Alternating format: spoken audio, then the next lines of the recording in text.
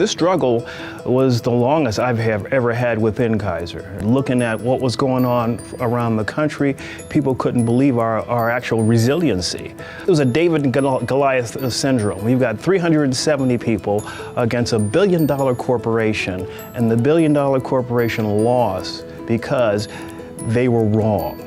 We at NUHW Kaiser Optical won our retro pay.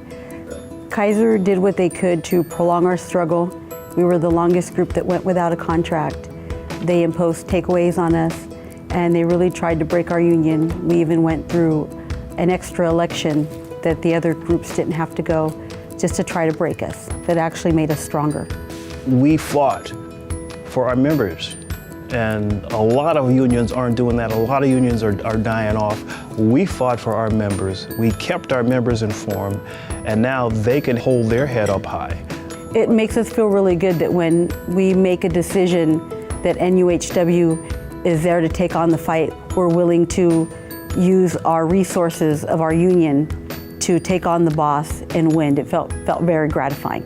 To actually say Kaiser colluded with SEIU didn't come out until the court documents. There was a lot of concern with what would SEIU think if we got back pay. So they wanted us to join, and we said no 3 times.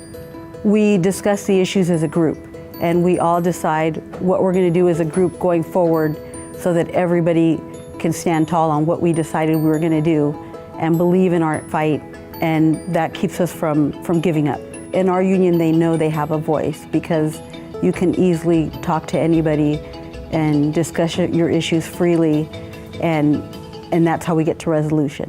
The actual walking that picket line with the psych social workers was encouraging because there was someone else out there with 5-6 years of education, and they're going through the same mess that we're going through. But they had the same determination, they had the same grit. So, when you see 2 organizations come together and they're having the same fight and they're in the same fight together, you draw strength from each other. To our new membership, I would just welcome them, try to help them to understand what it is to be part of a union. For our newer members, my message to you would be that you're joining a labor union. That entails your involvement. There's a lot of new members that come in, and I really learn a lot from. So the more input we have from all of our new members, the better off we're all going to be. New members, my message to you would be that it's important for you to get involved. This is your union.